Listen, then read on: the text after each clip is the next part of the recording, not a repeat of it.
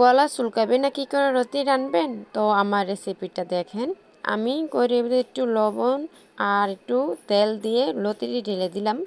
ঢেলে ভালো মতো ভাজতে থাকলাম। যেভাবে আপনারা মাছ ভাজি করেন সেভাবে ভাজি করবেন। লতিটা যখন কালার হয়ে আসবে, একটু লাল লাল সাইড হবে, তখন লতিটা নেমে ফেলবেন। তো লতিটা আমি অনেকক্ষণ আগে বসাইছি। তো প্রথম থেকে ভিডিওটা করিনি, আপনারা দেখতেছেন। তো এমন কালার হয়েছে, দেখুন আমার লতিটা কালার কেমন। এরকম কালার হলে নেমে ফেলবেন। তো আমি এটা ডাইলে একটু একটু তেল আর একটু হরান্য একটা পেস্ট কেটে দিলাম। পেস্ট কাটার পরে আমি রসুন বাটাটা দিলাম। এখানে আমি রসুন আর পেস্ট একসাথে বাটছি, তো আমি একসাথে দিয়ে ফেললাম। যেমন গলা না ধরে মশলাটা একটু বড় করে দিবেন। তো একটু হালকা পানিও দিয়ে দিলাম। পানিটা না দিলে তো আমার মশলা পুইরা যাবে। তো একটু পানি দিলাম। একটু পানি দিয়ে লাড়াচাড়া করে বাদ বাকিটা মশলাটা দিয়ে ফেলবো। যা যা হলুদ, কাঁচামরিচ, লবণ বা আপনারা যা লবণ মানে তরি তরকারি যা আর 5টা তরকারিতে যা দেন। তো এই পানিটা দিছি, দেখছেন কাঁচামরিচ দিচ্ছি। তো কাঁচামরিচটা দিলে একটু স্বাদটা বাড়ে, বুঝছেন? তো কাঁচামরিচটা দেওয়ার পর একটু হলুদের গুঁড়া দিয়ে ফেলবেন। একটু হলুদের গুঁড়া আমি তো আবার শুটকি দিয়ে রান্নবো, তাই না? আমি শুটকি দিলাম। এই দেখতেছেন শুটকি, লতিটা আমি শুটকি দিয়ে রান্না করব। এটা আমি প্রথম থেকে বলিনি, একটু ভুল হইতেই পারে, মিস্টেক, ক্ষমার চোখে দেখবেন। তো আমি শুটকিটা দিলাম, একটু হলদি দিলাম।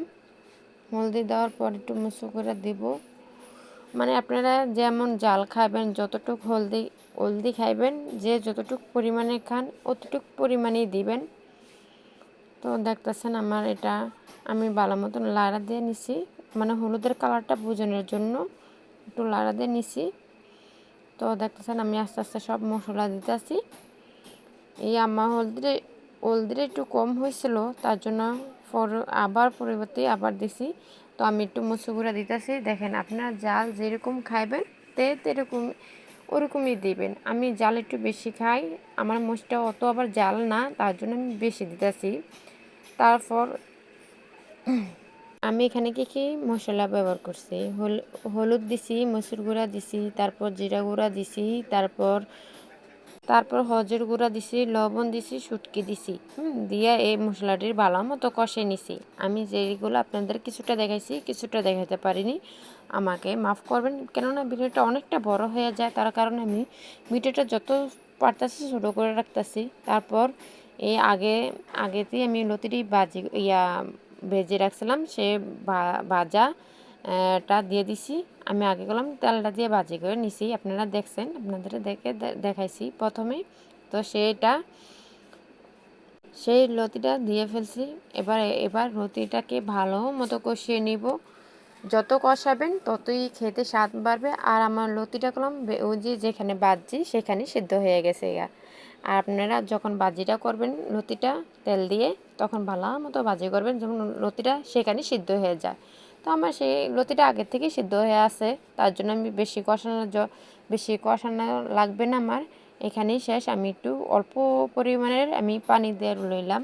আপনারা যেমন ঝোল খাইবেন ঠিক ততটুক পরিমাণের পানি দিবেন। কেউ ঝোল খাইবেন, কেউ ঝোল খাইবেন না, কিন্তু আমার তো একটু ঝোল হলে ভালো লাগে। কেন, লতিটা একটু ভিজা ভিজা থাকলে খেতে অনেক স্বাদ লাগে। কিন্তু আমার মতন তো আপনারা পছন্দ করবেন না। আপনারা যতটুকু ঝোল খাইবেন অতটুকু পরিমাণে মানে ওজন করে দিবেন। তো আমার রেসিপিটা কেমন হয়েছে জানাবেন। তো আমি যতটুকু পরিমাণে ঝোল দিতেছি, দেখেন দিয়া ভালো মতো কষিয়ে লাড়াচাড়া করে সাইডের দিয়ে একখানা করে হরা দিয়ে ডাক্কা দিব। কিন্তু আমি ডাকনারায় অফ ক্যামেরা করবো, ভালো মতো লাইরে একখানা করে নিই। একখানা করার পর আমি সেটা এবার ঝোলটা গরম হওয়ার পালা। আপনারা বাসায় ট্রাই করতে পারেন। আমি ঝোলের পরিমাণটা আমি একটু ঝোল দিব, অল্প পরিমাণে ঝোল হয়ে গেছে। আমি কেননা ঝোল একটু ভিজা রাখবো, আমার কেননা ঝোল খাইতে অনেক আমার স্বাদ লাগে। তো আমি সেটা অফ ক্যামেরা করে নিব, অফ ক্যামেরা দেখে নিব। আমি রান্নার শেষ পর্যায়ে এসে পড়ছি। তো দেখতেছেন আমার এটা আগে থেকে সিদ্ধ হয়ে গেছে। তো আমি ঝোলও দিছিলাম কম, তার জন্য আমার রান্নাটা শেষ। আপনারা যে যেরকম রান্না খেতে পছন্দ করেন আমার রেসিপিটা ফলো করেন। আশা করি আপনাদের গলা চুলকাবে না। আর আমি ভিডিও শেষ পর্যায়ে এসে পড়ছি।